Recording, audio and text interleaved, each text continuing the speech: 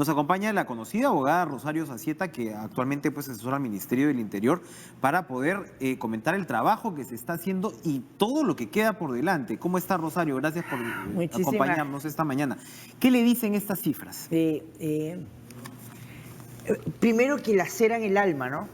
Laceran la patria, pero... Ver esos porcentajes de padres, de padrastros, de familiares ¿no? mayores de la víctima que se aprovechan en más del 40% dentro de la casa de la propia víctima, que es donde la niña o la joven se debería sentir segura. Supuestamente quien te protege es quien abusa de ti. Estás violentando lo más, vamos a decirlo, sagrado de alguna forma, que es tu hogar, además. Así es, ¿no? así es. Esto es un chip que está y que, digamos, trasciende el tema del machismo, ¿no? Un machismo enquistado en cada capa de la sociedad, porque el abuso contra las mujeres y contra los niños no es un tema de estrato socioeconómico. Esto va desde La Molina hasta los lugares, digamos, con mayor problemas económicos.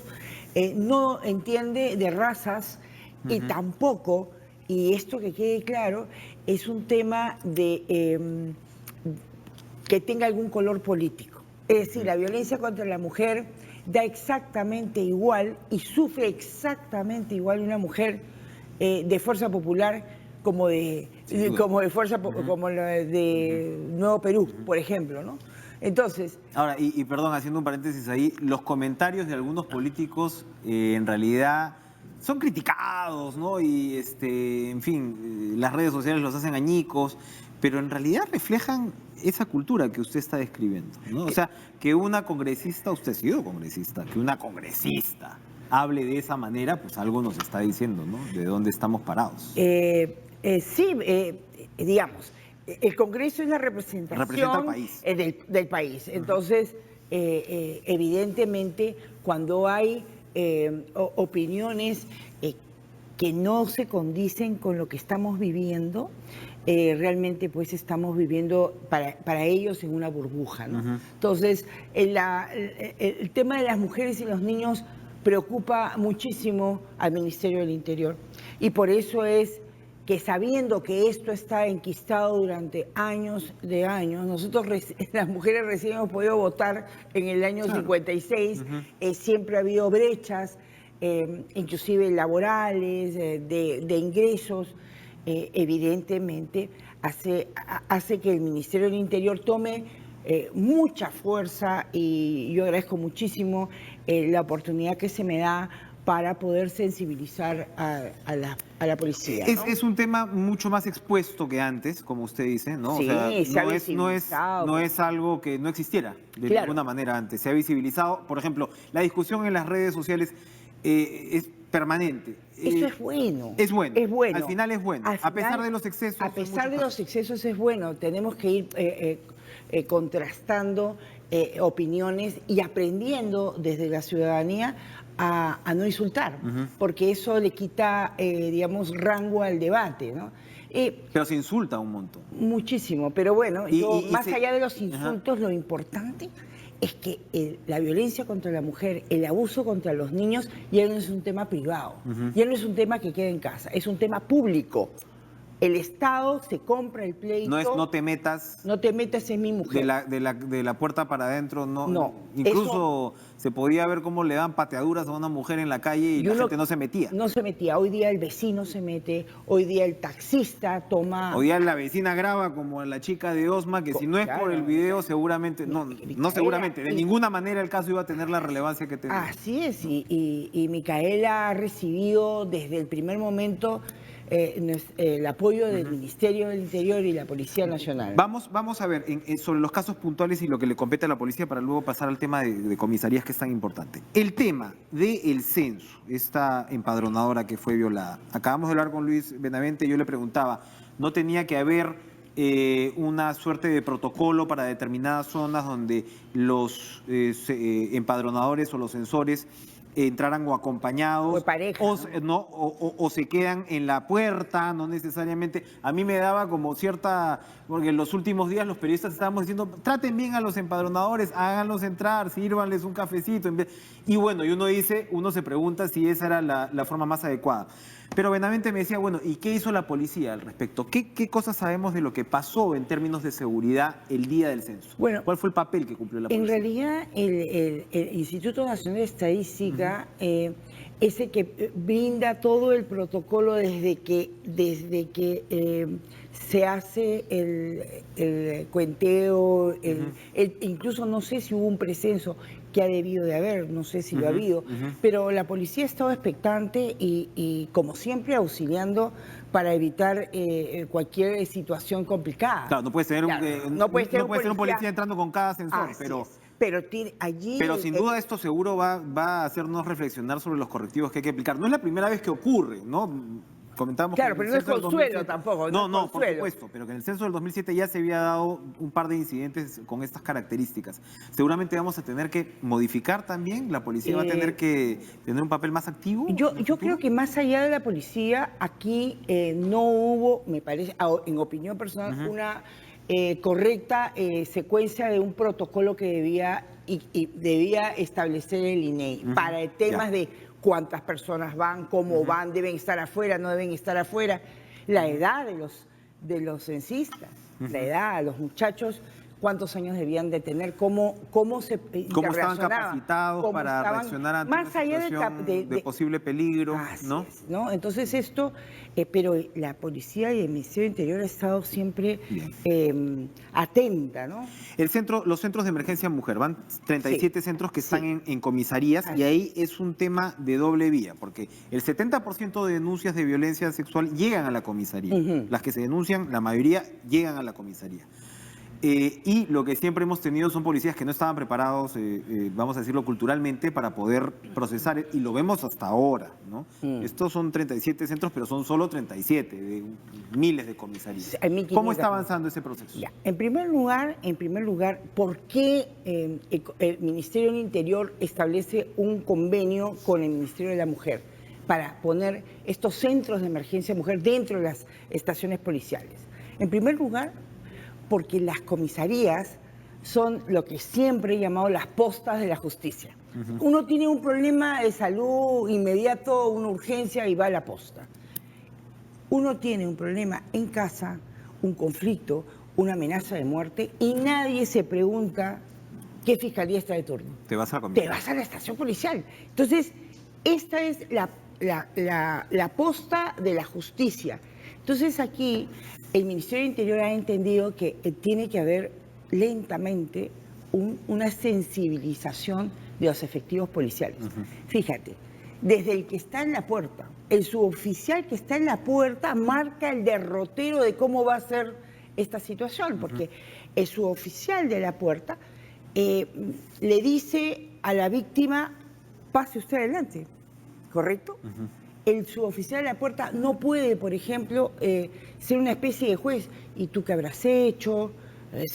Ándate a tu casa, arregla con tu esposo. Entonces, eso basta para disuadir a cualquier mujer que además está con el shock nunca más regresa. y la vergüenza y la culpa que por lo general están asociados a esta situación. Sí, ¿no? claro. Entonces, este tipo de modelo que viene por décadas, esto no es, hay que empezar a sensibilizar a los efectivos policiales. ¿Y es posible sensibilizar más allá de los centros mujer? Porque claro, hay también limitaciones logísticas. No vamos a poder poner centros mujer en todo el... No lo vamos a poder hacer, pero creo que un centro de emergencia mujer dentro de una comisaría cambia todo el escenario. Te voy a explicar por qué. Si Carmencita entra a una estación policial y hace su denuncia, de allí la policía le dice: tome usted para pasar el médico legista, si es psicológico, tome usted para hacer el informe psicológico. Lamentablemente hay una brecha entre la denuncia y la fecha en que te van a hacer el examen psicológico. Entonces, tú puedes tener, en algunos casos, nosotros hemos verificado que entre la denuncia que hacen en la estación policial a la fecha son 2 meses.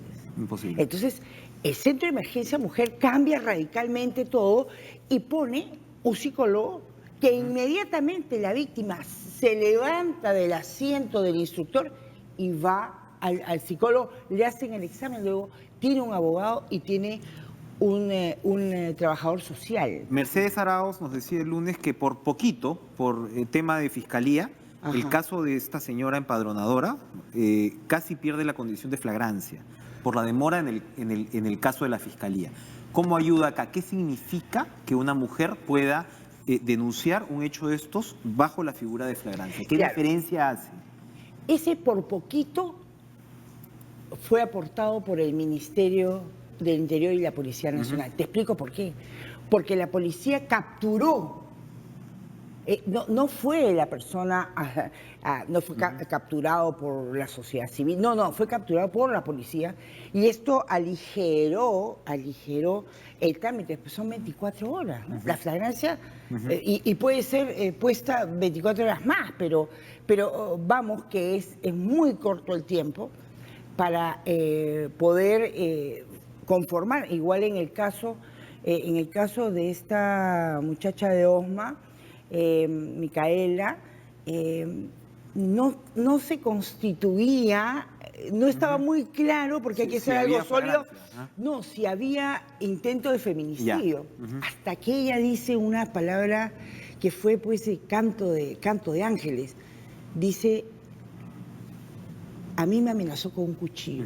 Eso cambió completamente, porque al decir, y está el cuchillo, fueron a la casa de la víctima, la policía de investigación, los peritos de investigación tomaron como medio probatorio y eso consolidó. Y eso es lo que define, por ejemplo, una prisión preventiva. Define una prisión preventiva, define también el hecho de que ahora, por ejemplo, yo no estoy de acuerdo que habían puesto 6 meses. Me parece muy poco. Pero si el juez, el Poder Judicial, garantiza que en 6 meses ya tenemos sentencia, mejor. Entonces yo no sé. Lamentablemente no ocurre así siempre, ¿no? Claro, el asunto del Poder Judicial es un asunto muy complicado. Entendemos que muchos jueces, sobre todo los jueces de paz letrado, están con una carga pues de 4.000 expedientes en giro, 5.000 expedientes en giro. Es muy complicado. ¿Cómo acelerar esto? ¿Cómo especializar a los jueces? ¿Cómo hacer, digamos, no hay... Vamos, no queremos hacer juicios sumarios ni que no, pero cómo ante situaciones evidentes llegamos pues a sentencias rápidas que puedan hacer justicia? En primer lugar, la Policía Nacional de Perú y el Ministerio del Interior están sumamente sensibilizados. Fíjate, hay capacitaciones, disculpa que te diga, hay capacitaciones en las escuelas de suboficiales en San Bartolo, en la Defensoría del Policía también me convoca y nosotros vamos a las escuelas de oficiales de último año. O sea, vamos a tener generaciones de nuevos policías con otro chip. Así es, te explico. Yo estuve en la capacitación de los últimos estudiantes y ahora en el caso de la empadronadora hablo por teléfono y me dice: doctora Zacieta, yo he sido su alumno. Eso, digo, entonces entenderás el tema. Sí, doctora. Claro. Y entonces los alférez, los tenientes, los capitanes son el futuro y el motor para entender este asunto. Para ir terminando, Rosario, el Estado, por supuesto, tiene que brindarle la protección a la ciudadanía. Todo este tema de las comisarías es fundamental. El cambio de cultura del policía que esté preparado para recibir un caso de estos es fundamental. Pero hay un tema que yo no sé si se está tratando. Yo no sé si es que debería salir esto del Ministerio del Interior. El sexismo, el machismo, el acoso sexual dentro de las instituciones del Estado, yo me animaría a aventurar que es bastante peor que en el sector privado. Y no sé si de eso se está hablando como se debería hablar, y no sé si, bueno, esta es una institución estatal, no sé si deberíamos tener empapelado, ¿no? Todas las instituciones estatales para que se denuncien estos casos, porque finalmente ese es el mensaje que el sector público le envía a la sociedad. Oye, esto no está permitido. Claro, el abusador, el violador, utiliza el anonimato en primer lugar para estar allí. Y su escudo es la impunidad. Entonces, el Ministerio del Interior y la Policía Nacional han entendido que no pueden haber abusadores dentro de la policía disfrazados de policías porque en realidad son agresores. En esta línea se han incrementado. Hemos visto en este caso en Huánuco, por ejemplo, que no sé en qué quedó, que fue una cosa atroz hace muy poco, ¿no? Que era pues una suerte de red. Hay casos. Sí, hay casos, y van a haber casos porque como en el Congreso, como en el Poder Judicial, y todas las instituciones del Estado son reflejos de la ciudadanía. Por supuesto. Entonces, hay sanciones sumamente fuertes, incluso con la separación de la policía, del efectivo policial, que transgrede y tiene estos temas de abuso dentro de la familia. Porque tú no puedes ser candil en la calle y oscuridad en tu casa. Y esto lo está viendo Inspectoría y sí, hay casos, pero nosotros estamos haciendo una labor de sensibilización porque lo que tú me dices, tú sabes que lo que uno hace dentro de la institución mantiene reserva, pero sí hay bastante preocupación sobre el incremento, como en toda la sociedad, de temas de violencia contra la mujer y contra los niños. Porque en el centro de trabajo lo que se tolera pues sencillamente se reproduce al infinito, ¿no? Claro. Y se crea pues una cultura de miedo incluso entre las mujeres y de aceptación. Por eso es que existe, y si me permites, existe la línea 1818, para que tú puedas, querida 1818, en algunos temas poder hablar con personal de esa línea 1818 que es personal civil. Y allí tú puedes contar lo que está pasando y se deriva, ¿no? Entonces, o sea, la línea 1818, si alguien de una entidad pública, privada, dado el caso, está sufriendo de, por ejemplo, de un acoso sexual, hostigamiento sexual, puede llamar y le van a orientar de cuál... En principio sí, ¿no? en principio sí. Y queremos algún día se pueda tener una central común para todo el Estado, ¿no? Perfecto, ese sería maravilloso. Sí, no, yo creo que es fundamental, esa parte es muy importante, porque finalmente ahí es donde se siente el ejemplo y ahí es donde pues el acosador o el violador la va a pensar mucho. Así es. Y para terminar, creo que es importante entender, tu querida oyente, televidente, siempre tienes un lugar donde acudir. Acude a tu comisaría más cercana. Ellos te van a atender. Tenemos nosotros toda la intención de demostrar que la Policía Nacional se ha puesto en lucha frontal contra la violencia de la mujer y a los vecinos. A los vecinos, no te pongas de perfil. Si tú ves que a un niño le están pegando, están abusando de él, anda a la comisaría. Allí en la División de Familia se podrá empezar un camino importante para que los niños y las mujeres no tengan que estar sufriendo estos vejámenes. En esto tenemos que ser una sola fuerza. No podemos nosotros. Sin duda. El último centro de emergencia mujer ha sido inaugurado el 20 de octubre en San José. Sí, ahí estuvimos. Pacasmayo, La Libertad. En un sitio rural, en un lugar rural de muchas mujeres campesinas. O sea, es la misma figura. Y antes de eso estuvimos en Mazamari. Fíjate, se ha puesto un centro de emergencia mujer en la vena del Braem, ¿no? Que independientemente de los temas tácticos, militares, existe allí también el gran problema de la violencia contra las mujeres y los niños.